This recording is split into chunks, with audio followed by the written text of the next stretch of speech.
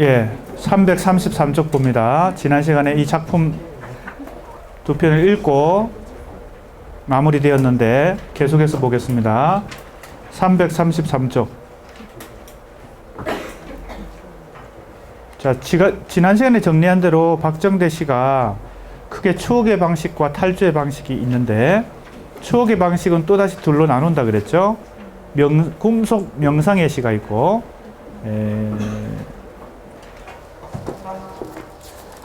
혼몽한 내면의식의 흐름이 있다.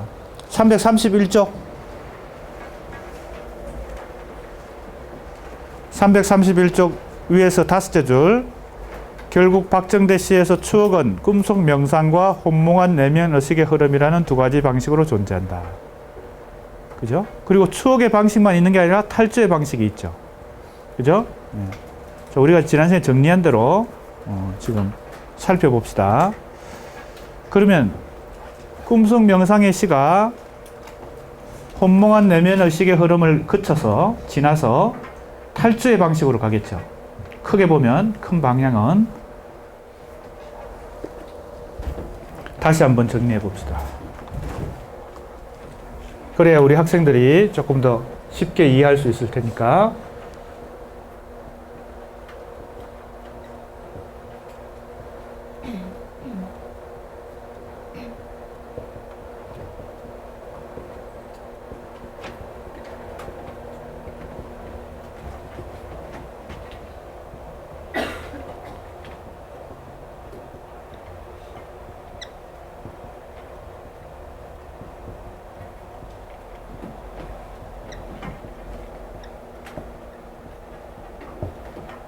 자, 이렇게 크게 나누어 볼 수 있다.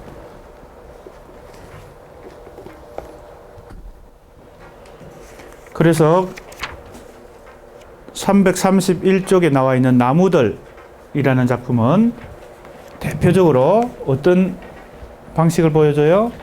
이 꿈속 명상의 방식을 보여주죠. 나무들. 그죠? 그런데 지금 우리가 읽고 있는 두 편, 333쪽에 있는 두 편은 여기에 해당되는데 탈주의 방식으로 가는 과정에 있다. 진공 상태 혹은 폐쇄된 내면 상태 속에, 그죠? 명상의 세계가 현실과 부딪히면, 그죠? 뭔가 갈등을 겪겠죠. 그죠? 뭔가 혼란스러운 갈등을 겪을 텐데 그것이 두 편의 시에 잘 나타나 있습니다. 첫 번째 시 보겠습니다. 보이는 곳의 사람들은 모두 움직이고 있구나. 그죠? 가만히 있는 게 아니죠. 정적인 게 아니고 동적으로 움직이고 있다. 태어난 자리에서 뿌리 깊은 사랑을 하는 온갖 나무들이요. 나무가 가만히 서 있는 것 같지만 그 격렬히 나무도 뭐예요? 뿌리를 통해서 땅과 교섭하고 있죠. 그죠? 네, 그런 지금 얘기입니다. 저마다의 격렬한 희망을 표명하며 흘러가는 짐승이여 강물이여. 짐승도 강물도 다 격렬하게 움직이고 있다.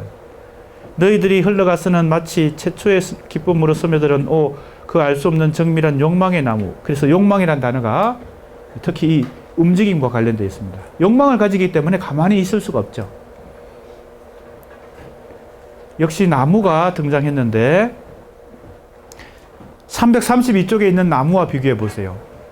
332쪽의 나무들 속에 등장하는 나무는 꿈속 명상의 세계를 잘 보여주는 나무인데, 지금 4월의 나무 한 그루, 지금 읽은 이 시에 나오는 나무는 욕망으로, 그저 꿈틀거리는 그런 모습을 보여줍니다. 그죠? 크게 이 구도 속에서 이렇게 다른 시가 나타난다는 걸 알면 되겠습니다.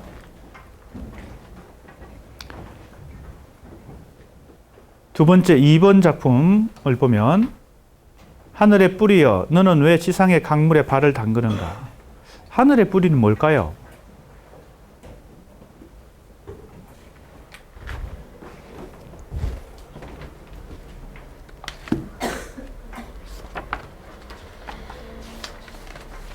우리 학생들하고 작품에 대해서 조금 같이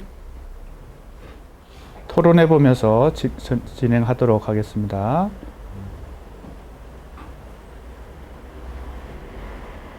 권혜준, 경영학과. 이 마이크를 좀 전달해 주세요.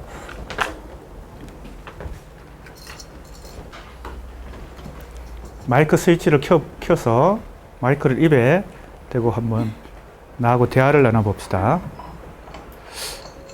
이 시를 보면 제목이 하늘의 뿌리이고 일행도 하늘의 뿌리여 하고 시작합니다. 너는 왜 지상의 강물에 발을 담그는가? 뭘 하늘의 뿌리라고 지금 말하고 있을까요? 하늘의 뿌리 좀 이상하잖아요? 나무의 뿌리는 이해가 돼도 하늘의 뿌리는 이해가 안 되잖아요. 무엇을 이렇게 비유적으로 표현하고 있을까? 그렇죠. 비겠죠. 쭉 전체 시를 잘 보면 빗방울들의 육체여 너는 지금 어디를 통과하여 가는가 이렇게 돼. 밤새도록 비가 내리고 있다니까 마치 하늘에 뿌리가 있어서 그것이 지금 이 빗방울처럼 밑으로 뿌리는 원래 위에서 밑으로 내려오는 거니까 비유가 아주 독특합니다. 그죠? 그리고 지상의 강물에 발을 담근다. 비가 하늘에서 땅으로 내려와서 강물에 떨어지는 장면을 이렇게 표현하고 있습니다.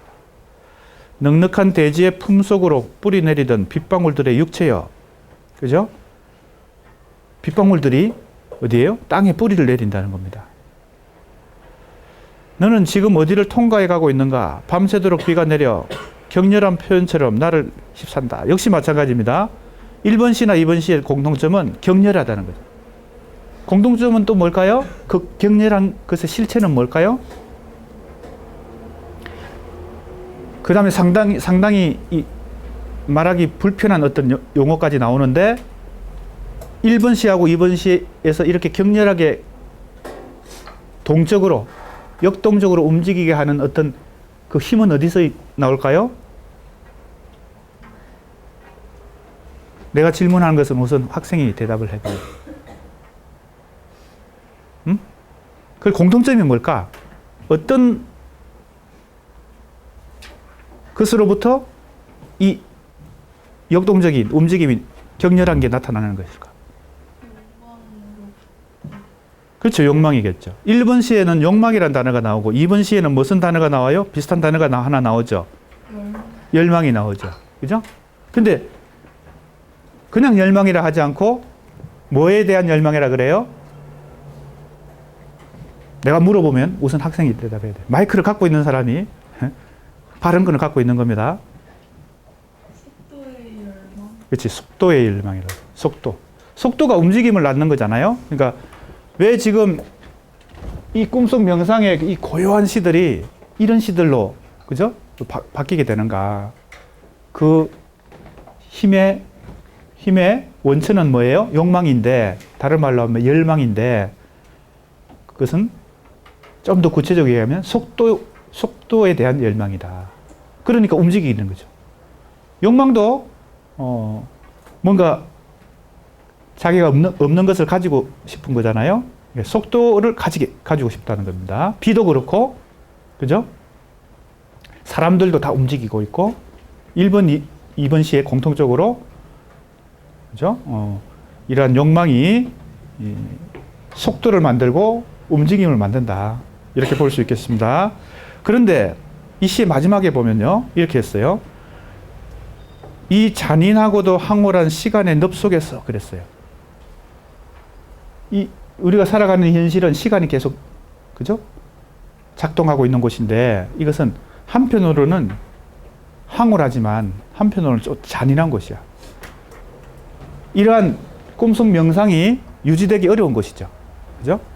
이 현실은 이런 속도 속에서 계속 꿈틀거리면서 두 가지 모습을 보여줘요. 하나는 잔인하고 하나는 황홀한 겁니다.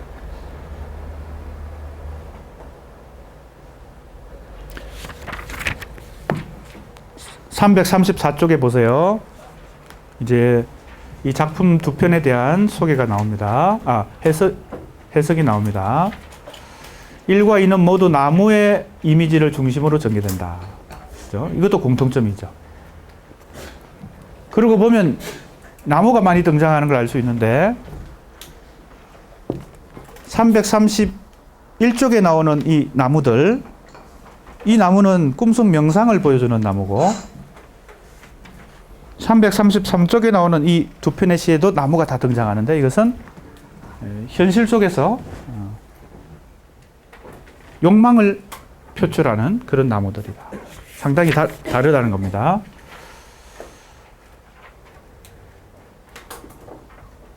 이번 시도 그렇다. 334쪽 보세요. 밑에서 9째 줄. 박정대는 세속도시의 천박한 파시스트적 속도에 맞서서 우리가 살아가는 이 현실은 세속도시는 속도전이죠. 그죠? 속도에 의해서. 모든 게 시간과의 싸움이죠. 혹은 그 공허와 환멸을 견디기 위해 속도의 열망을 불태운다. 그래서 속도가 생명인 이 현대 사회 속에서 속도를 내면서 한편으로는 뭐예요? 환멸을 느끼는 거죠. 알겠습니까? 테크놀로지 사회에서 특히 이 전자통신 시대에 1초가 다르게 새로운 뭡니까? 통신 매체가 생산됩니다. 그래서 그 속도를 따라가려면 계속 돈을 투자해야 되죠. 그죠? 스마트폰 계속 최신폰으로 바꾸려면 그것도 괴롭죠. 그죠? 환멸을 느낍니다. 어느 때인가. 인터넷 계속 업그레이드 시키다가 그죠? 컴퓨터 업그레이드 시키다가 나중에는 환멸을 느끼는 거죠. 내가 이렇게 속도를 계속 따라가야 되는가. 그것은 세속도시의 파시스트적 속도에 편성하면서 한편으로 그것을 가로질러 이 세상을 통과하고 싶은 탈주의 욕망이 든다. 세속도시의 속도를 따라가면서 한편으로는 뭐예요? 환멸을 느끼는 거죠. 그죠? 그래서 그걸 극복하고 싶어 한다. 그래서 그 벗어나는 거 그게 뭐예요? 탈주의 욕망입니다. 이제 이쪽으로 가는 거죠. 그죠? 1번에 여기서 여기로 이제 그다음에 여기로 이렇게 차차 진행한다는 겁니다. 이렇게. 따라서 시인은 현실에 대한 환멸과 속도에 대한 이중적 태도로 인해 병든 영혼이 될 수밖에 없다. 분열된다는 거죠. 정신이 분열된다.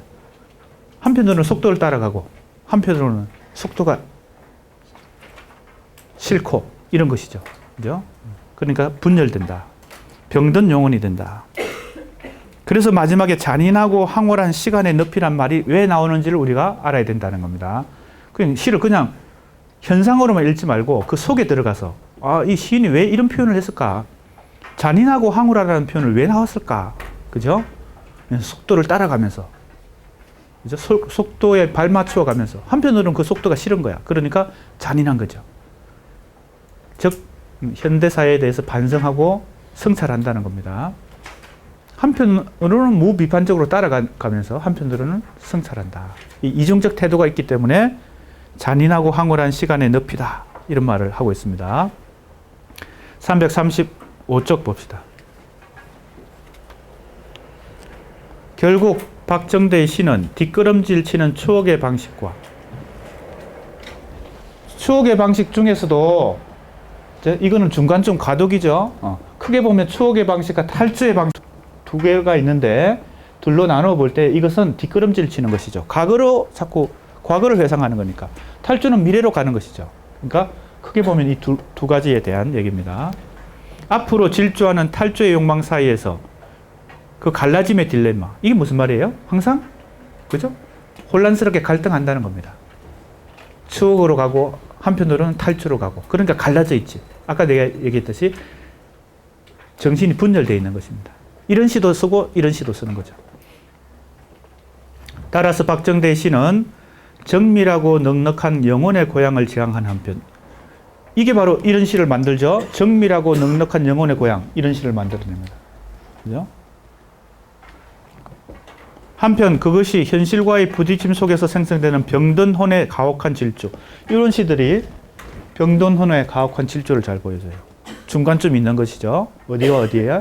추억과 탈주의 중간쯤 있는 것입니다. 그것은 음악과 촛불을 매개로 밀도 있게 정제된 서정시의 형식. 그죠? 자, 이게 뭘 얘기하는지를 잘 이해해야 됩니다. 이게 지금 거기에 해당되죠? 서정시에 음악, 촛불, 나무, 그죠? 서정시에 정제된 형식.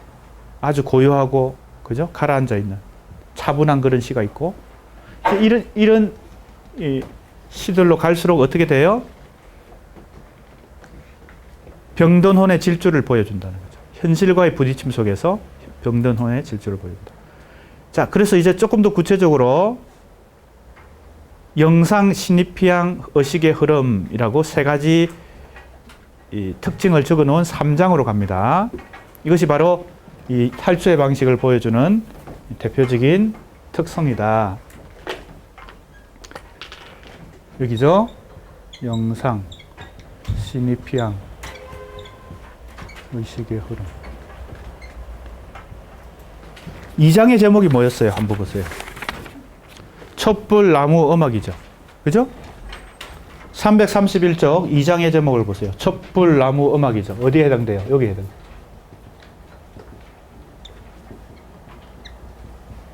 핵심적인 구성 요소를, 그죠? 중간 제목에 적은 것입니다. 2장의 제목이 촛불, 나무, 음악이니까 여기에 해당되는 것이고, 3장의 제목이 영상, 신입향, 의식의 흐름이니까 여기에 해당되는 것입니다. 요거는 중간쯤 있는 것이죠. 과도기적인 것이고, 크게 보면 이 세 가지 큰 유형으로 박정대 시가 나누어진다. 박정대 시 첫 시집만 놓고 지금 분석하고 있는 것입니다. 첫 시집 속에도 이렇게 세 가지 유형의 시들이 나타난다는 겁니다.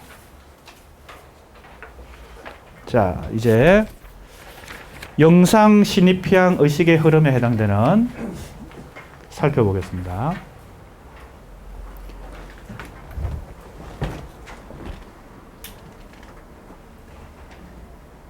박치원, 정경대 박치원 안 왔나 보네요.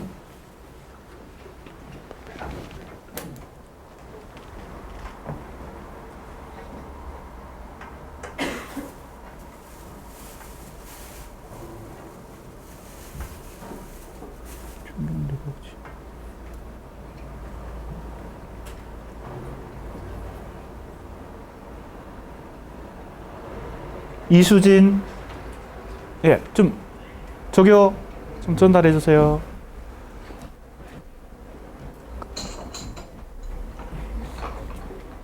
저기 있네, 저기.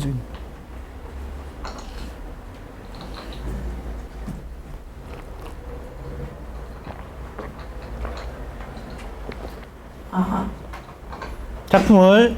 작품을 크게 천천히 읽어보고 다른 사람들은 작품을 잘 음미해 봅니다. 너를 가로막고 있는 콘크리트 벽 속에서 두 그룹 미루나무가 튼튼하게 걸어갈 때 그대여 로클랜드 너와 함께 있어. 통곡처럼 깊어가는 어둡고 추운 이곳에서 나는 지금 내가 쓰고 있는 이 글이 읽혀지리라고 기대하지 않아. 희망하지도 않아. 이곳에서 자신을 표현하기 위해서 미쳐야 해. 그러나 나는 아직 미치지 않았고 그러고 싶지도 않고 미쳐버리고 싶은 그러나 미쳐지지 않는 그런 상태도 아니야. 그래 나는 아직까지 불행하게도 마약이 필요 없어. 다만 나의 망막에 와닿는 프레임을 조금 바꾸고 싶을 뿐. 예, 제목이 사당 가는 길입니다. 사당이 뭡니까? 지명이죠. 예, 사당역. 4호선, 사당, 2호선과 4호선 환승역이 있는 사당역. 아마 사당으로 가는 길에서 이런, 뭐라고 할까요? 생각을 하고 있는 것 같아요. 상념에 잠겨 있는 것 같습니다. 너를 가로막고 있는 콘크리트 벽 속에서 두 그룹 미루나무가 튼튼하게 걸어갈 때, 그대여 로큰랜드에 나는 너와 함께 있어. 실제로는 지금 서울에 있는데, 이 사람이 사당 가고 있는데, 상상 속에서는 그대가 누군지는 정확히 모르겠습니다만 그대와 함께 로컬랜드에 있다라고 지금 이 상상력을 발휘하고 있는 것입니다. 이거죠. 내면 의식을 지금 발휘하고 있는 거죠. 현실 속에 그죠? 다른 생각이 담겨 있는 것입니다. 현실은 지금 사당으로 가고 있는 길인데 뭐 전철을 타고 가거나 아니면 걸어서 가거나 통곡처럼 깊어가는 어둡고 추운 이곳에서 나는 지금 내가 쓰고 있는 이 글이 읽혀지리라고 기대하지 않아, 희망하지도 않아. 아마 글을 쓰는 사람인 것 같아요. 그죠? 이곳에서 자신을 표현하기 위해 미쳐야 해. 그러나 나는 아직 미치지 않았고, 그러고 싶지도 않고, 미쳐버리고 싶은, 그러나 미쳐지지 않는. 조금 여기서 뭘 우리가 느낄 수 있어요? 이 화자가 어떤 정돈된, 그죠? 생각이 아니고, 그죠? 정돈된 정서나 생각을 표현하는 게 아니라 뭔가 횡설수설하는 걸 알 수 있죠. 이게 바로 뭐의 특성이에요? 내면 의식의 흐름입니다. 그죠? 우리가 이 글로서 혹은 말로서 다른 사람들한테 표현할 때는 내 복잡한 생각을 정리해서 표현하지만 내 생각 자체는, 그죠? 내면 의식 자체는 사실은 이렇게 혼란스럽고, 그죠? 복잡하고 횡설수설에 가깝죠. 그러니까 그것을 그대로 표현하고 있는 것입니다. 이걸 뭐라고 그랬어요? 이런 식으로 표현하는 것을 뭐라 그랬어요? 내면 의식을 의식의 검열을 통해 정리하지 않고 그냥 바로 표현하는 거. 앞에 나왔잖아. 초현실주의 시인들이 많이 사용했던 기법이죠. 자동기술법. 그죠?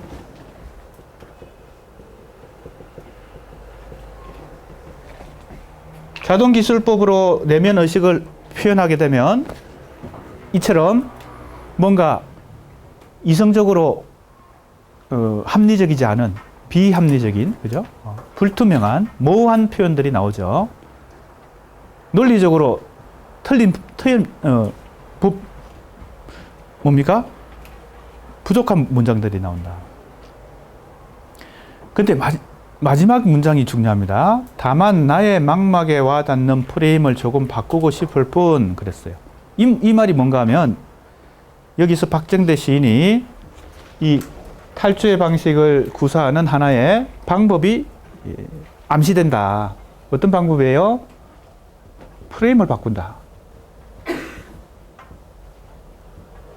망막에 와닿는 프레임이니까 프레임이란 것은 시각적인 것입니다. 그죠?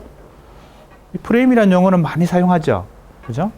우리가 영화를 찍을 때 카메라의 프레임을, 그죠? 어떻게 잡느냐에 따라서 상당히 뭡니까? 영상이 달라집니다. 대상은 똑같은데 어떤 각도에서 어떤 프레임으로 이 사진을 찍느냐에 따라서, 그죠? 카메라를 찍느냐에 따라서 영상도 달라지고 우리 뭡니까? 사진도 달라지죠. 그래서 자기 얼굴이 잘 나오게 하기 위해서 이 각도를 계속, 프레임을 계속 조정하잖아요. 그죠? 어떤 각도에서 찍어야 내 얼굴이 잘 나올까? 셀카 찍을 때. 그죠? 프레임을 바꾼다는 것이 뭘 암시하겠습니까? 이 방식으로 시를 쓸 때 우리의 상식적인 시선으로 보지 않고 이 시선의 각도를 새로운 시선의 각도로, 세상을 바라보는, 그죠? 현실을 바라보는 각도를 이 망막의 시선의 이 프레임을 바꾸어서 시를 쓰겠다. 이런 암시가, 이런 시적 방법론이 암시되고 있는 구절이다. 이렇게 볼 수 있겠습니다. 335쪽에 이제 설명 부분입니다. 336쪽으로 갑니다.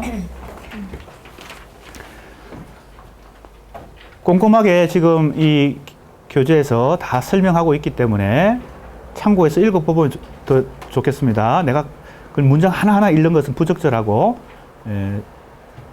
작품을 읽으면서 해석을 했기 때문에 우리 학생들이 다시 정리하는 차원에서 읽어보면 좋겠습니다. 자, 중요한 부분만 다시 확인하고 갑니다. 336쪽 위에서 넷째 줄입니다. 그러나 봅시다. 대부분의 경우 광기보다는 광기를 통해서, 그죠? 광기를 통해서 이 탈주는 벗어나는 것이죠. 벗어나는 것. 추억의 방식이 아니라 탈주의 방식의 경우에 대표적으로 예술가들이 이 광기를 통해서 탈주하는 경우들이 있죠. 시만 그런 게 아니고 화가들이나, 그죠? 음악가들도, 그죠? 광기를, 즉 광기란 게 뭐예요? 아까 얘기했죠. 그죠? 비합리적이고, 그죠? 이성적이지 않은 것이 광기죠. 그 에너지가 광기죠. 자, 우리가 지금 이 세 번째 유형에 속한 시인들이, 변신의 유형에 속하는 시인들이 가장 기본적으로 뭘 보여준다 그랬어요? 무의식적 타자성을 보여준다 그랬죠? 지금 이러한 기법도 이걸 표현하기 위한 방법이잖아요. 그죠? 세 번째 유형은 다 큰 틀에서 이 공통점을 갖고 있다 그랬잖아요. 그러니까 광기를 통해서도 이것이 표출됩니다.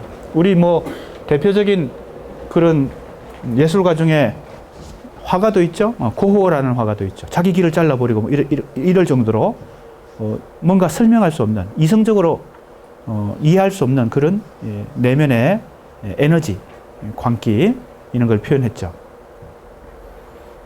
자, 그러니까 그런 방법도 있지만 지금 이 박정대 시인이 탈주의 방식으로 채택한 것은 조금 뭐예요?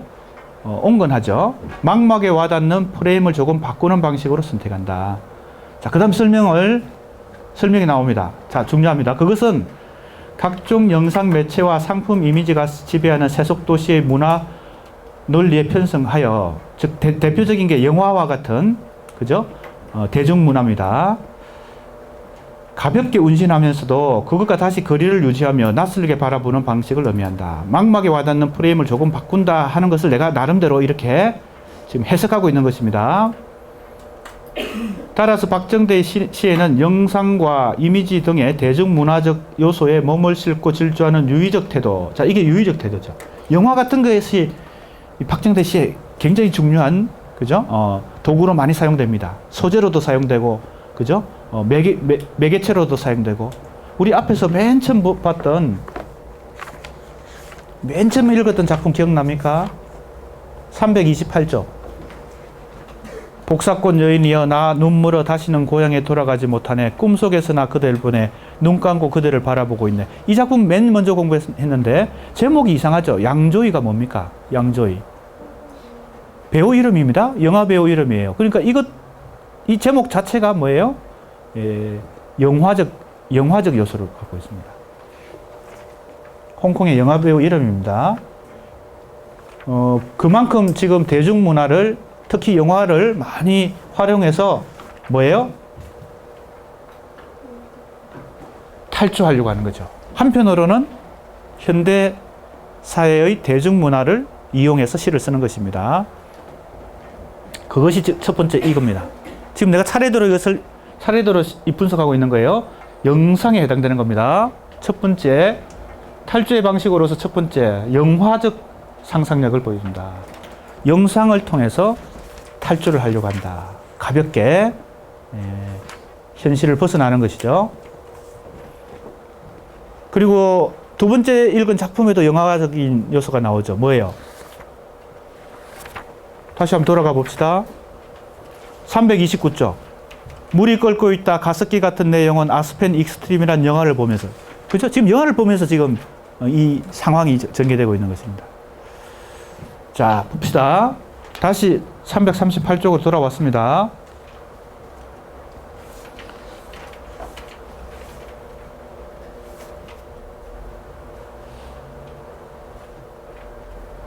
자, 거기도 얘들이 많이 나옵니다. 한번 볼까요?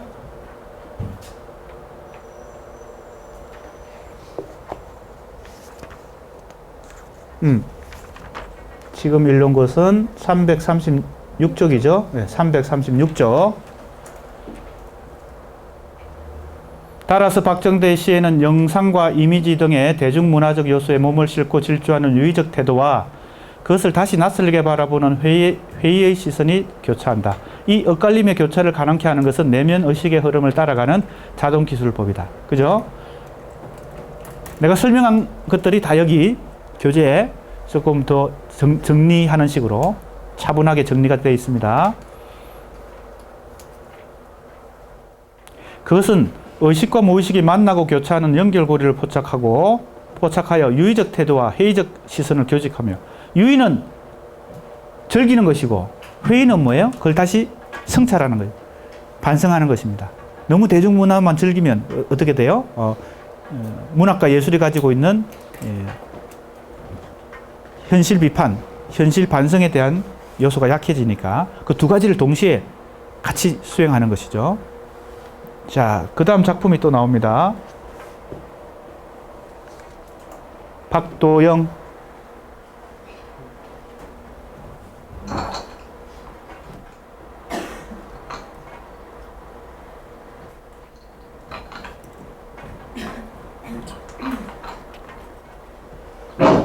자, 이 작품도 앞의 작품 사당 가는 길과 같은 작품에서 인용한 것입니다. 꽤 작품이 길기 때문에 지금 나누어서 인용했습니다. 읽어보세요. 남태령이 보이고 지하철 정거장이 보이고 테라스에 졸고 있는 디라스의 뒷모습도 보이고 저수지도 보이고 저수지를 배회하는 개 같은 인생들도 보이고 인생이라는 영화에 나왔던 공리의 붉은 입술도 보이고 공에 찌든 서울 하늘도 보이고 해변에서 공을 차는 햇살들의 근육도 보이고 근육 속의 힘도 보이고 힘 속에서 꿈틀거리는 권력의 의지도 보이고 그곳이 명나든 소상강 등반이든 나는 지금 어디론가 가고 싶은 것이다. 그러나 그럼에도 불구하고 그림이를 보고 수염이나 옷자락의 모양새를 볼 때 잔철의 막차는 고란을 스쳐 지나간 것이다. 나를 스쳐 지나간 것이다. 나는 돌아갈 집이 없어 담배나 피우고 있는 것이다. 네, 사당 가는 길의 한 대목입니다. 남태령이 보이고, 남태령도 지명이죠. 4호선 사당역 다음 역이 남태령역인데 지금 사당으로 가려고 지하철을 탔는데 아마 지나쳐서 다시 사당으로 돌아오고 있는 것 같습니다. 그래서 남태령이 보이는 거예요. 지하철 정거장이 보이고 테라스에 졸고 있는 디라스의 모습도 보이고. 디라스는 또 뭘까요? 디라스도 외국의 작가, 소설가 이름입니다. 여자 소설가입니다. 자, 근데 왜 갑자기 디라스의 모습이 보인다 그랬을까요? 테라스가 디라스라고 하는 이 단어를 생각하게 만든 거죠. 이게 바로 뭐예요? 시니피앙입니다. 시니피앙. 시니피앙에 대한 설명을 조금 하도록 하겠습니다. 시니피앙은 우리말로 바꾼다면 기표 이렇게 바꿀 수 있어요. 자, 이렇게 돼 있죠. 이건 소시르 언어학, 구조주의 언어학의 대표적인 학자인 소시르가 아주 기본적인 현대 언어학의 가장 기본적인 개념을 얘기했어요. 언어는 일종의 크게 보면 기호인데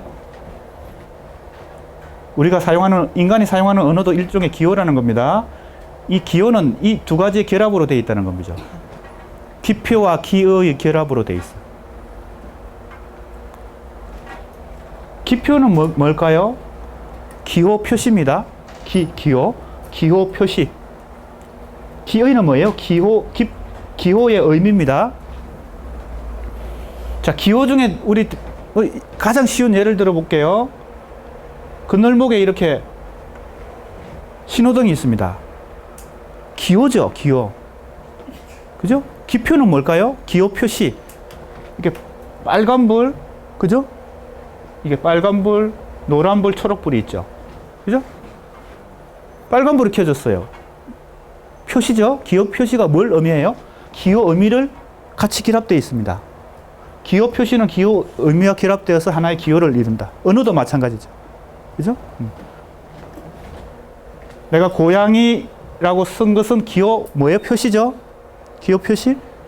자음과 모음의 결합으로 하나의 기호 표시를 만든 것이죠. 그것은 뭐와 결합되어 있어요? 뭘 지시해요? 뭘 가르쳐요? 이렇게 생긴, 그죠? 동물을 가리키죠? 그죠? 요게 뭐예요? 기어이죠. 기호 의미. 즉, 이 기표가 가리키는 대상, 실체. 그죠? 그러니까 기표와 기어의 결합으로 되어 있다. 이것이 소시르라는 사람이 이 현대 언어학의 가장 기초적인 개념을 이렇게 설명하고 있는 것이죠. 그죠? 그러니까 이 시니피앙은 어디에 해당될까요? 여기에 해당됩니다. 요걸 시니피앙이라고 그러고 불어입니다. 불어로 말할 때는 이게 시니피앙이고 이게 시니피에예요. 시니피에. 자, 테라스에서 디라스를 생각해낸 것은 바로 신입피양의 작용이죠. 기표가 그냥 그걸 떠올리게 만드는 것이죠. 연상이 된 것이죠. 특별히 어떤 의미가 있어서 그게 기의 그죠? 의미의 작용으로 테라스에서 디라스가 나온 게 아니고, 그죠? 단순히 이 기표, 기호 표시가 비슷하니까 이렇게 나온 것이죠. 알겠습니까? 그러니까 신입피양을 따라가면 어떻게 돼요? 의미와 상관없이, 기의와 상관없이, 그죠? 신입피애와 상관없이 기표의 유희, 기표의 놀이 같은 게 되는 것입니다. 가장 대표적으로 신입피양, 즉 기표의 놀이를 우리가 실제 게임으로 하는 게 있죠. 끝맛 읽기 하면 아이들하고도 유치원생들하고도 끝맛 읽기 하죠. 이게 바로 신입피양의 놀이죠. 뭐가 의미가 있어서 끝말을 읽는 게 아니잖아요. 단순히 그 끝말이 신입피양, 즉 기표가 같기 때문에 이렇게 끝말을 읽는 거잖아요. 그런 식으로. 그렇게 하면 시를 이런 식으로 쓰면 어떻게 될까요? 가벼워지죠. 왜? 의미가 별로 없으니까. 말장난 비슷하게 돼가는 것이죠. 그런데 그게 시의 하나의 기법이 될 수도 있다. 왜? 실제 우리의 뭐예요?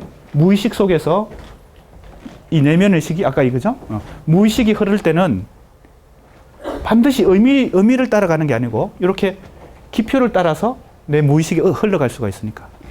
내 무의식에, 그죠? 무의식의 흐름을 그대로 표현하는 게 지금 이 유형의 큰 특징이잖아요. 그러니까 자동기술법의 한 방법으로 이 신입피양, 즉 기표의 유의를 이걸 좀 구체적으로 설명하면 이렇게 됩니다. 영화를 통해서도, 그죠? 탈주를 하고 기표의 유의를 통해서도 탈주한다는 겁니다. 자, 지금 차근차근 하나씩 우리가 살펴보고 있는 것입니다. 그래서 그 구체적인 예들이 이 작품 속에서 나타납니다. 보세요. 테라스에 졸고 있는 디라스의 뒷모습도 보이고, 실제 디라스가 보이는 건 아니죠. 그냥 이렇게 연상이 되는 거죠. 어디 속에서? 자기 무의식 속에서. 내면 의식 속에서. 아마 지하철 타고 가다가 사당에서 내려야 되는데 졸다가 놓쳐버렸으니까 비몽사몽간에 지금, 그죠? 저수지도 보이고, 거기 저수지가 하나 있는데, 안양 가는 쪽에, 나도 지나쳐 본 적이 있는데, 백운 호수인가? 뭐, 아무튼, 꼭 그 저수지인지는 모르겠습니다만, 아무튼, 저수지도 보이고, 저수지를 비하하는 개 같은 인생도 보이고, 이랬어요. 개 같은 인생, 이 영화 제목이죠. 여러분 압니까? 개 같은 인생. 개 같은 인생에서 또 뭐가 떠올랐어요? 인생이란 단어가 있으니까 인생이라는 영화가 또 떠오르고, 그 인생이란 영화 속에 나왔던 공리 또 여자 배우 이름이죠. 중국의 여자 배우 이름입니다. 이 인생이란 영화의 여주인공 이름이에요. 공리의 붉은 입술도 보이고, 공리에서 또 공해가 떠오른 거야. 그죠? 다 이게 이 시의 지금 초반부, 전반부는 다 어디에 어떤 방법으로 지금 시가 써지고 있어요? 기표의 유의에 의해서 시가 써지고 있어요. 해변에서 공을 차는 햇살들의 근육도 보이고, 그죠? 공에 찌든 서울 하늘, 그 다음에 해변에서 공을 차는 햇살들의 근육, 공자 때문에 이렇게 된 거죠. 공리에서 공해, 그 다음에 그 다음에 근육들의 힘도 보이고, 그죠? 힘 속에서 꿈틀거리는 권력의 의지도 보이고, 이게 바로 니체의, 그죠? 유명한 개념이죠. 권력의 의지, 힘의 의지. 그러니까 이게 뭔가 비몽사몽간에 이 연상이 일어난 것입니다. 그죠? 그런데 중요한 것은 이게 아무 의미가 없느냐. 정말 신입피양, 즉 기표의 유의만을 보여주면 이 기는 아무 의미 없이 그냥 기표만 따라오느냐. 그런 건 아닙니다. 1대1로 기표가 기의를 담고 있는 건 아니죠. 예를 들면 테라스에서 디라스 했다고 디라스라는 작가의 어떤 의미를 여기서 얘기하고 싶은 건 아니죠. 하지만 꿈도 그런 거잖아요. 꿈도 기표를 따라서 연상이 계속 일어나서 전개가 되면 이게 의미를 찾을 수 없잖아요. 그래서 꿈을 해몽하기 어렵죠. 그죠? 왜? 기표가 꿈에 나타난 것도 기표입니다. 어떤 기표가 나타나는데 꿈에서 이 장면이 뭘 의미할까? 잘 알 수 없는 경우가 많은 이유는 바로 이렇게 무의식은 이렇게, 그죠? 신입피양을 따라가기 때문이죠. 그런데 그걸 종합해 보면 그 속에는 뭔가 어떤 잡히는 의미가 있다. 1대1로 의미가 있는 건 아니지만, 이렇게 의미가 하나씩 있는 건 아니지만, 전체적으로 우리가 이걸 하나의 꿈으로 보면 이 꿈이 가지고 있는 어떤 의미가 있다. 이렇게 분석할 수 있겠죠. 자, 그 부분이 337쪽에 나옵니다. 보세요.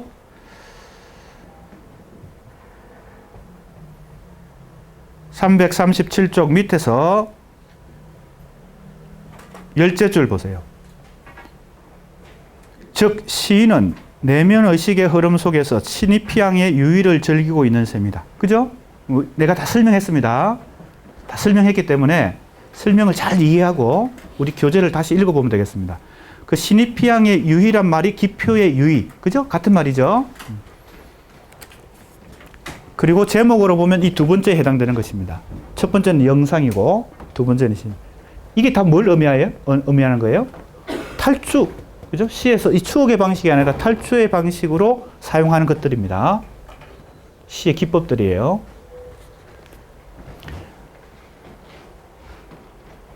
그러나 이 단어들의 표피적 자리 이동은, 그죠? 왜 표피적입니까? 기의를 담고 있지 않기 때문에. 기표만 가지고 지금 장난을 치고 있기 때문에. 이거 소위 말하는 우리가 말하는 말장난입니다. 그죠? 일종의 말장난인데,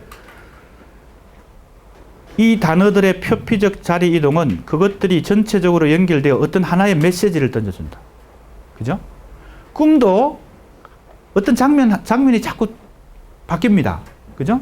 인물이 바뀌기도 하고 사건이 배경이 자꾸 종잡을 수 없이 막 이동하는데, 그래서 그 각각의 장면 하나하나의 상징적 의미를 우리가 포착하기 어려울 때가 많습니다. 그죠? 아, 이 장면이 딱 뭘 의미하는가? 그게 바로 뭐예요? 그 장면은 기표고 그 장면이 의미하는 게 기의잖아요. 꿈도 마찬가지예요. 꿈도 무의식이니까. 자, 이거는 하나의 연상이고 이 꿈도 마찬가지 방식이라는 거죠. 자, 그랬을 때 그럼 꿈에 의미가 없느냐? 그렇진 않죠. 뭔가 의미가 있기 때문에 우리가 자꾸 꿈을 꾸고 나서 해몽하려고 노력하는 거겠죠. 그죠? 해석해 보려고, 꿈을 해석해 보려고. 그럴 때 똑같은 방식입니다. 그 각각의 장면 하나하나는 의미를 담고 있지 않을 수 있지만 그 전체적으로 그 방식이, 그죠? 뭔가 의미를, 메시지를 전달해 준다는 겁니다. 보세요. 그래서 전체적으로 한번 봅시다. 그것은 저수지, 개 같은 인생, 공해, 권력의 의지 등에서 암시되는 현실에 대한 환멸과 저주이다. 이렇게. 현실 비판적인 요소가 있다는 겁니다. 현실에 대해서 뭔가 회의하고 있다. 현실을 뭐 이렇게 좀 부정적으로 느끼고 있다. 이런 걸 우리가 알 수 있어요. 왜? 무의식적으로 이런 표현들이 나타났기 때문에. 꿈도 마찬가지로 그렇게 해석할 수 있는 것입니다. 이는 시인이 영화나 그림 등의 영상적 이미지에 침륜된다는 것은 깊이 빠져든다는 겁니다. 그 표피적 연상에 가볍게 몸을 실으면서도 그것이 자신이 혐오하는 세속도시의 천박한 문화적 속성임을 간파하고 있다. 아까도 얘기했죠. 두 가지 이중적 태도가 있다는 거죠. 이 시인에게는. 현대사회의 이 대중문화에 몸을 실으면서도 편성한다 그랬죠. 아까 편성한다. 한편으로는 그것을 싫어하는 거죠. 자기가 그렇게 하는 것 자체가 싫은 것이죠. 이중적 태도가 있기 때문에 이런 어떤 연상이 일어났다. 개 같은 인생이라든지 뭐 저수지의 개라든지 뭐 이렇게 나온다는 거죠. 공해도 나오고, 그죠? 예. 권력의 의지도 나오고 뭐 이렇게 이런 연상이 일어났다. 자, 이제 의식의 흐름, 그죠? 의식의 흐름이라는 것은 이 영상을 통해서도 의식의 흐름을, 그죠? 시도하고 신입피양을 통해서도 의식의 흐름을 시도하는 거죠. 이건 공통된 것이니까 이건 방법이고, 요거는 뭐예요? 그 방법을 통해서 표현하고자 하는 내용이고 그런 거죠. 의식의 흐름이 바로 무의식입니다. 의식의 흐름이 바로 무의식이에요. 자, 이제 그 다음 작품을 또 읽어봅시다.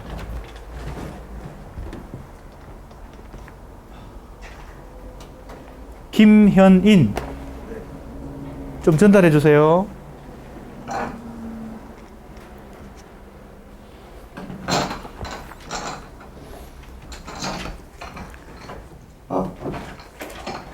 예, 두 번째 작품입니다. 읽어보세요. 푸른 거울 속에 양조위를 빠뜨린다. 계략처럼 밤이 깊어가고 나는 라디오나 듣고 싶다. 펜으로 심장에 현이죠, 현. 심장이 혀를 구슬프게 뜯던 한 시절이 바람 따라 흘러가고 나는 자꾸만 라디오나 틀고 싶다. 계략처럼 밤은 그렇게 또 자기 나름대로 깊어가지만 나는 밤보다 내가 더 깊다. 푸른 거울 속에 양조위를 빠뜨린다. 양조위는 홍콩의 영화배우다 아니다. 양조위는 양조장집 지붕 위에 한 사나이를 떠올리게 한다. 예, 제목이 거울 속에 빠진 양조위인데 이 박정대 시인은 양조위라는 이 배우를 굉장히 좋아하나 봅니다. 그죠? 양조위가 아마 이런 사람들을 이제 매니아라 그러죠. 양조위가 나온 영화는 다 찾아보고 막 그렇게 했겠죠. 그죠? 그 앞에, 그 뒤에 설명이 조금 나오는데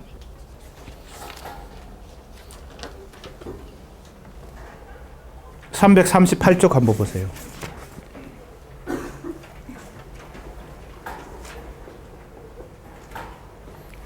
거기 영화 제목들이 좀 나오죠. 아스펜 익스트림, 동서서독, 타락천사, 아비정전. 여기 내자로 되어 있는 이 영화들이 다 홍콩 영화들인데 여기에 공통적으로 양조위가 등장하나 봅니다.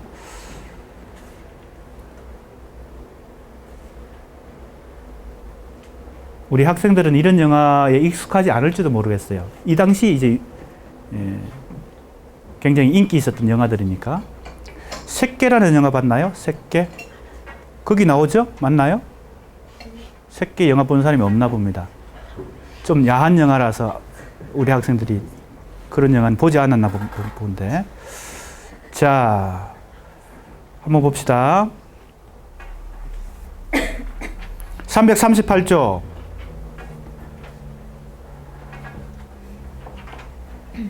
자, 여기도 똑같은 얘기가 나와요. 홍콩 영화 동서서독에 침륜된 시인은 그 영상적 이미지를 소재로 자신의 내면을 형상화하면서도 그것이 세속도시의 함정임을 간파한다. 그죠? 박정대 시에서 탈주의 욕망이 난 병든 영혼의 질주는, 자, 이거 설명하고 있습니다. 탈주의 방식이 그렇게 즐겁지만은 않은 것이죠. 영상 이미지를 매개로 한 자유연상. 자유연상이라는 단어가 나왔어요. 자유연상. 아까 계속 지금 이 작품들이 보여주는 이 자동기술법은 자유연상의 기법입니다. 조금씩 용어들이, 그죠? 다른데, 공통점은 이걸 표현하기 위한 것입니다. 이걸 표현하기 위해서 이런 방법도 쓰고 이런 방법도 쓰는 거죠. 그죠?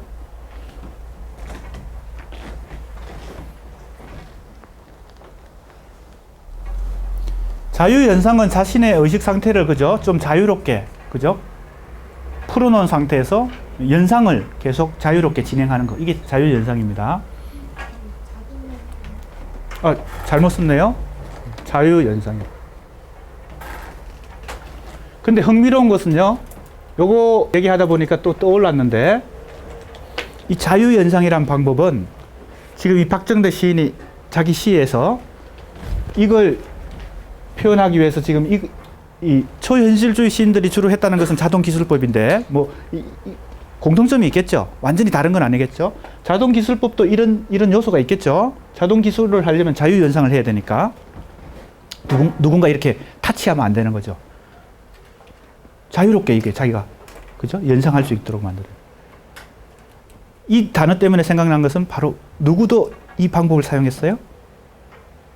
프로이트도 이 방법을 사용했어요.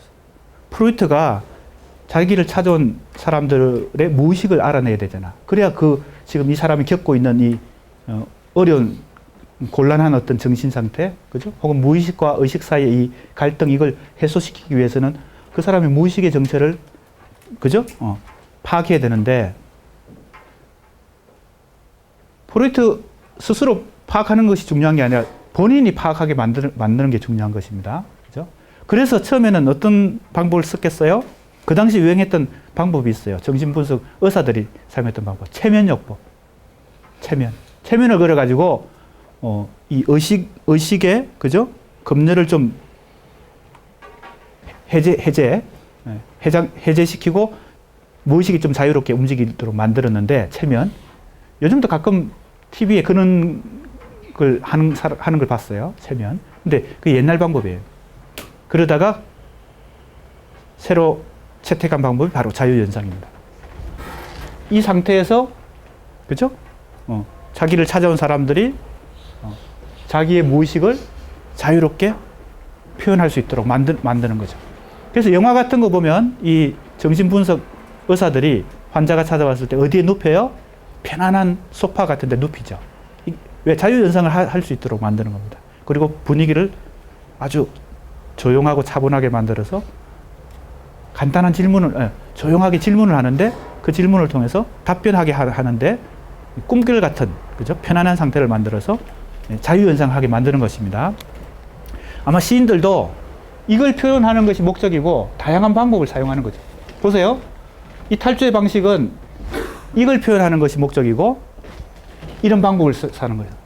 이게 목적이고 이런 방법을 사용하는 것이죠. 영상을 통해서 신입피양의 기표의 유의를 통해서 크게 보면 그렇게 이해하면 되겠습니다.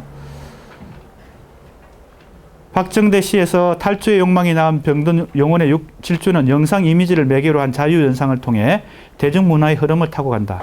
그래서 이런 영화들이 많이 등장하고 또 여러 시인들과 외국의 작가들도 나오고 뭡니까? 대중음악 하는 사람들도 나와요. 빅토르 체. 여러분 빅토르 체 들어봤어요? 러시아에서 활동하는 한국계 유명한 락 가수죠. 지금도 활동하고 있는지 모르지만 록그룹 너바나에 이르기까지 다양한 층의 문화 형태와 접속한다. 시에 이런 요소들이 등장한다는 겁니다.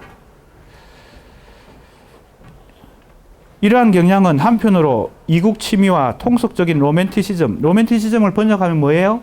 우리말로 번역하면 낭만주의, 그죠? 로맨티시즘이죠. 낭만주의. 기본적으로 박정대 시의 속성은 낭만주의적 속성이 있죠.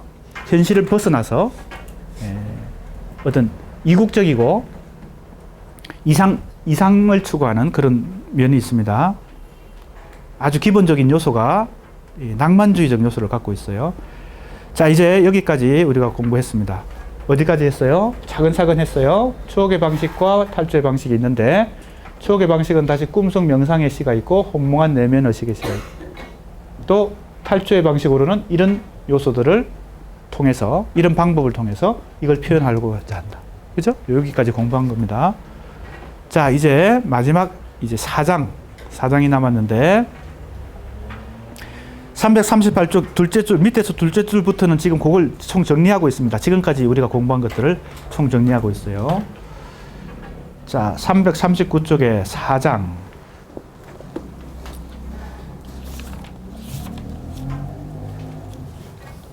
제목을 역시 봅시다. 제목이 역시 세 가지로 등장했습니다.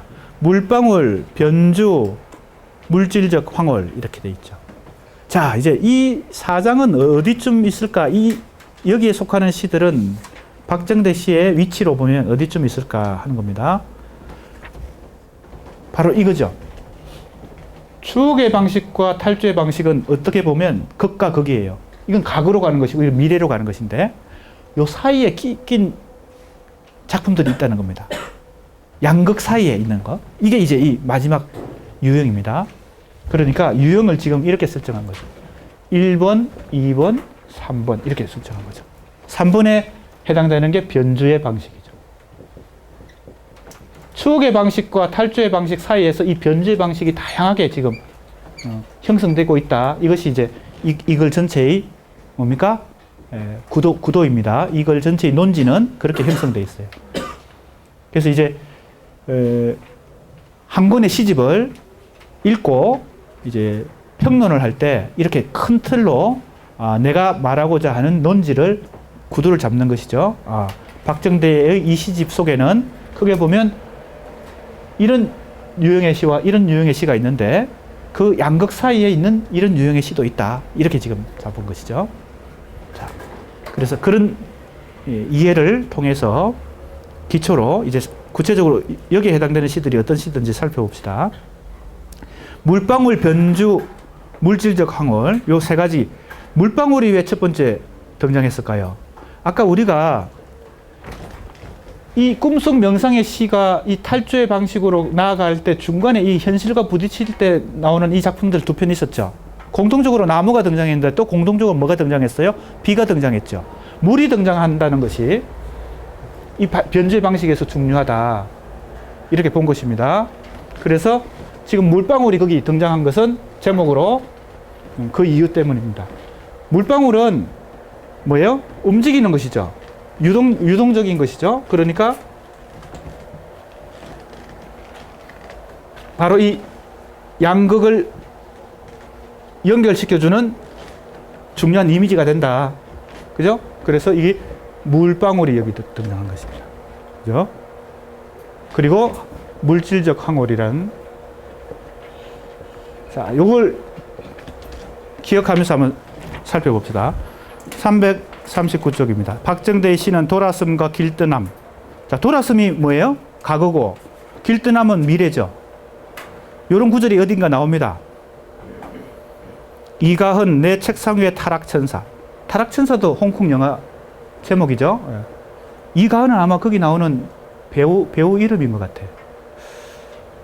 돌아섬과 길뜨남과 두루마리 화장지처럼 풀어지는 회역. 회역이 뭐예요? 회상하는 겁니다. 과거를 회상하는 거. 한 모퉁이 윤회의 강. 끝이 보이지 않는 그곳으로 깊숙이 다이빙할 뿐이에요. 에서처럼 돌아섬과 길뜨남, 회역과 윤회 사이에서 양극으로 갈라져 있다는 겁니다. 바로 이거죠. 우리가 지금까지 공부한 겁니다. 추억의 방식과 탈주의 방식으로 완전히, 그죠? 극과 극으로 지금 갈라져 있죠. 그러니까 이 분열되어 있으니까, 두 양극으로 분열되어 있으니까 굉장히 갈등이 많겠죠? 시인 입장에서도. 그러니까 이 중간쯤 되는 이 변주가 많이 일어난다는 겁니다. 그게 바로 변주입니다. 추억의 방식, 탈주의 방식, 변주의 방식. 그래서 이 제목이 뭐예요? 이걸 전체의 제목이 328조 변주의 방식이라고 제목 붙어 있죠. 이런 시들이 많이 나온다.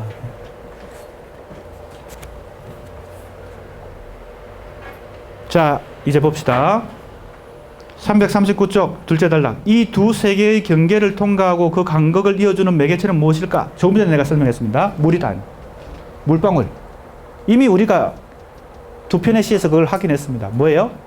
요 두 편의 시. 그죠? 비가 등장하는 두 편의 시. 나무들이 격렬하게 욕망을, 그죠? 불러일으키는 그런 시들. 그것은 물방울들은 서로의 몸에 경계를 두지 않는다 해서 보듯 물의 심상이다. 물의 이미지다.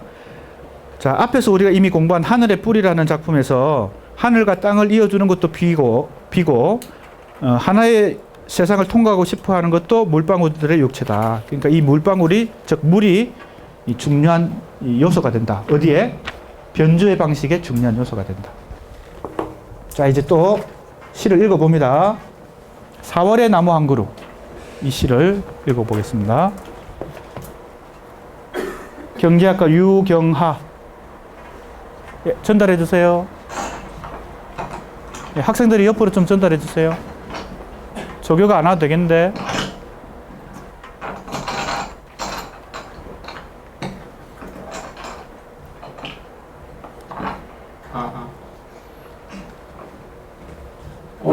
오 4월의 나무여, 너희 수익으로 가는 길을 나에게만 가르쳐다오. 너에게로 가기 위하여 나는 날아가는 새들을 나에게 끝에도 머무르지 않았고 구름이 사소한 슬픔으로도 머무르지 않았었으니 정녕 바람의 온갖 예언들은 알고 있었으리. 내가 왜 스스로 가장 작은 지상의 벌레가 되어 땅속의 지하수로 가는 동굴을 파고 있었는지. 예, 제목이 4월의 나무 한 그루입니다. 또 나무가 등장했죠. 박정대 시에 나무가 굉장히 많이 등장하는데 여기에도 물의 이미지가 있습니다. 찾아보세요. 우리 학생, 읽은 학생, 어디에 물의 이미지가 나오나요?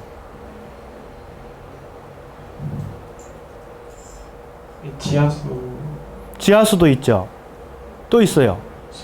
수액, 그죠? 나무에도 수액이 흐르고 그 나무의 뿌리가 도달하고 있는 땅 속에도 지하수가 있죠.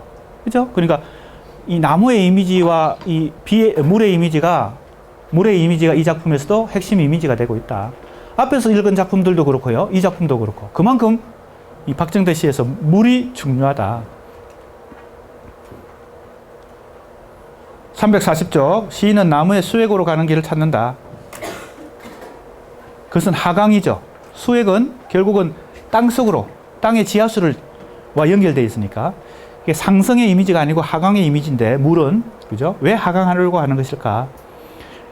시인은 가장 작은 지상의 벌레가 되어 땅 속의 지하수로 가는 동굴을 파고 있다. 그죠? 물은 하늘의 구름과 낯선 불모의 거리와 바다의 사랑을 통과해 가는 것이다. 그죠? 물은 어디서 왔어요? 아까 우리 앞에 시에서 비가 땅에 떨어지죠. 그죠? 강물로 가고, 그죠? 지하수로 가고, 이것은 다 하늘과 땅을 연결시켜 주는 것입니다. 비가. 그러니까 물이라고 하는 이 중요한 이미지, 모티프가 이것과 이걸 연결시켜주는, 추억의 방식과 탈주의 방식을 연결시켜주는 중요한 요소가 된다. 그래서 이 물이 자꾸 등장한다.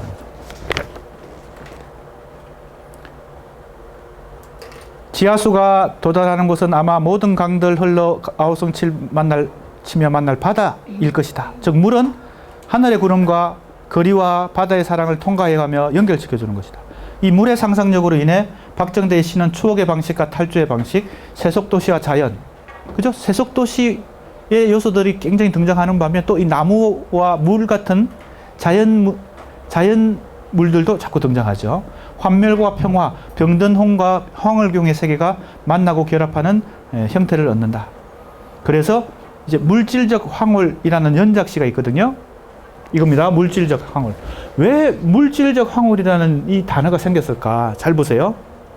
황홀이라는 것이 한쪽 극이면 물질은 또 한쪽 극이죠. 아까 자연과 도시, 간단히 얘기하면 조금 이 도식적이긴 하지만 이거는 도시적인 요소고 이건 자연적인 요소다. 이렇게도 볼 수 있어요. 이 두 가지가 결합된 게 바로 물질적 황홀이라는 말이죠. 그러니까 이 변주의 방식의 가장 변주의 방식에 해당되는 하나의 단어가 바로 물질적 황홀이라는, 두 가지가 결합되어 있는 거예요. 양극이 결합되어 있으니까. 그죠? 그리고 이 제목으로 여러 편의 시를 썼어요. 연작시. 그래서 번호가 붙어 있습니다. 341쪽 보세요. 물질적 황홀 6번이죠. 그죠? 여러 편의 작품 중에 6번째 작품이에요. 물질적 황홀 연작시를 썼어요. 이게 주로 어디에 박정대 시 전체로 보면 요 첫 번째, 두 번째, 세 번째 여기에 해당되는 작품들이 다 이 물질적 황홀 연작시다. 자, 이제 또 읽어 봅시다.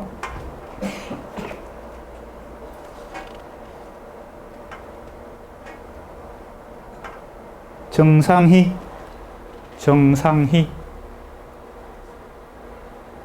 안 왔네요.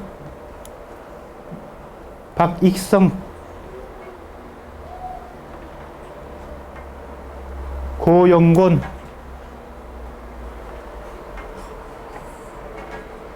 강기웅. 예, 전달해 주세요.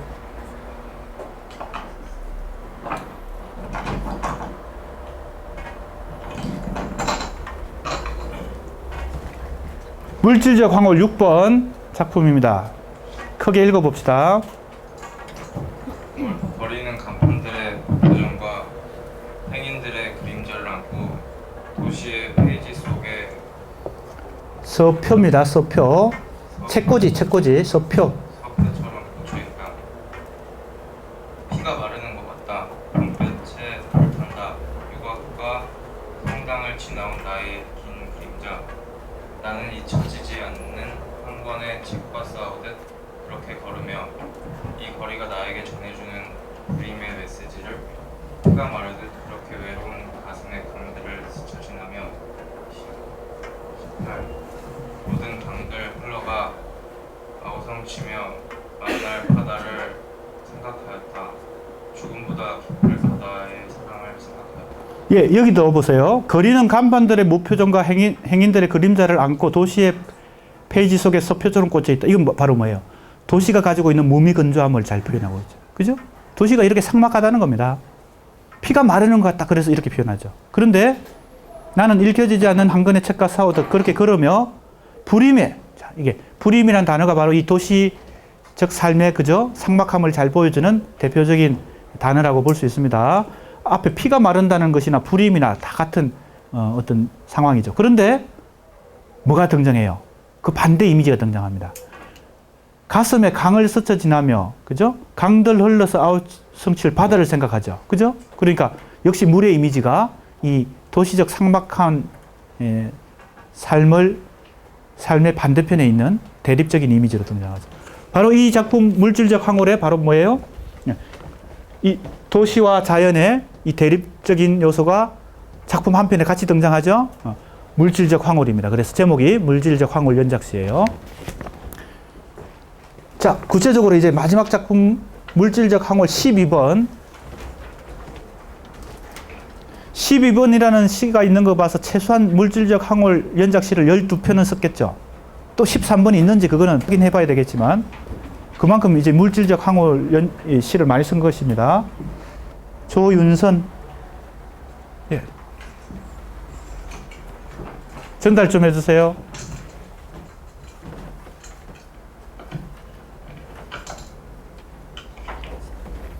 자, 이 물질적 황홀 12번은 어떤 작품인지 한번 잘 들어보세요. 크게 읽어봅니다.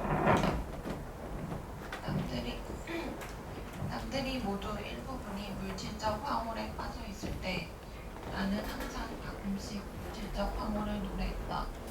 눈을 뜨면 빛나는 것은 물질들의 예각 혹은 둥근 천정의 하늘, 바람의 광장에서 참을 수 없이 가벼운 존재들은 새들처럼 빠르게 황홀 속을 통과해 갔다. 희미한 기억이란 부서진 하늘의 살결이다. 맨발에 눈들이 달려가고 있는 시린 풍경의 끝, 검은 새 몇 마리 조깅하고 있었는가. 희미한 기억의 끝, 다 부서진 집들이 다시 일어서고 있다. 예, 자, 시를 읽어봤는데 남들이 모두 가로하고 일부분이 나는 가끔 가로하고 가끔씩 왜 이렇게 가로가 들어갔을까? 또 밑에 보면 검은 새 몇 마리 조깅하고 또 있었는가? 왜 그럴까요? 이게 어느 하나의 위치에 있는 게 아니라 이 두 양극을 종합해서 두 양극의 그죠? 경계에 있기 때문에 애매한 거죠. 그래서 이런 현상이 나타난다. 자기도 이제 그죠? 하나의 입장을 가지지 못하고 있으니까. 그리고 시가 전체적으로 어떤 강한 힘을 가지지 못하고 어중간한 느낌을 주죠. 왜 그럴까요? 바로 추억의 방식과 탈주의 방식이 구체적인 도시의 현실 속에서 결합되어 있는데, 자, 밑에 설명 부분을 읽고 있습니다. 그래서 어느 하나의 강한 개성을 가진 시가 못 되는 것이죠. 이 두 개를 결합해 놓고 있으니까. 아예 이걸로 가거나, 그죠? 꿈속 명상의 이 시들, 아까 우리가 나무들이라는 시가 대표적인 작품이죠. 추억의 방식으로 아예 가거나, 탈주의 방식으로 아예 가거나, 이게 오히려 더 낫지. 이 두 가지를 적당하게 이렇게 결합시켜 놓고 섞어 놓은 거니까 이상하게 작품이 힘이 없어지고 애매해지죠. 이것도 아니고 저것도 아닌 게 된다는 겁니다. 그래서 아마 박정대 시인은 이런 세 번째 유형 변주의 방식도 많이 시도해 본 것 같은데 그만큼 물질적 황홀 연작시도 많이 썼는데 내가 볼 때는 시의 그죠? 미래로 볼 때는 이 방법보다는 아예 1번이나 2번 방법이 더 좋다는 겁니다. 어느 한쪽으로 그죠? 강하게 자기 개성을 표현하는 게 좋지 두 가지 개성을 섞어 놓으면 이상해지죠. 네. 그런 얘기를 지금 마지막에 하고 끝내려고 하는 것입니다. 보세요. 342쪽에 이제 그런 얘기들을 하고 있습니다. 두 가지가 결합되어 중용을 견지한다는 거죠. 그래서 시선이 포착하는 것은 물질들의 예각 혹은 둥근 그렇게 있죠. 그죠? 물질들의 예각 혹은 둥근 천정의 하늘. 이것도 이상한 거죠. 예각이면 예각이고 둥글면 둥근인데 두 개를 섞어 놓으니까 지금 이런 표현이 나온다는 겁니다. 343쪽. 그래서 이 가로 안에 있는 부분들처럼 모호한 흔적으로 나타난다. 입장이 분명하지 않으니까. 그래서 이 혼미함은 박정대 씨의 명상적 아우라나 혼몽한 의식의 흐름과 구별하여 시적 긴장의 약화로 기결되는 경우도 나타난다. 이게 이제 내가 보는 입장입니다. 그래서 이제 평론하는 사람은 있는 그대로만 해석하는 게 아니고 어떤 평가를 해가지고 시인에게 조언도 해줄 수 있죠. 아, 이 시도는 좀 좋지 않은 것 같아. 그죠?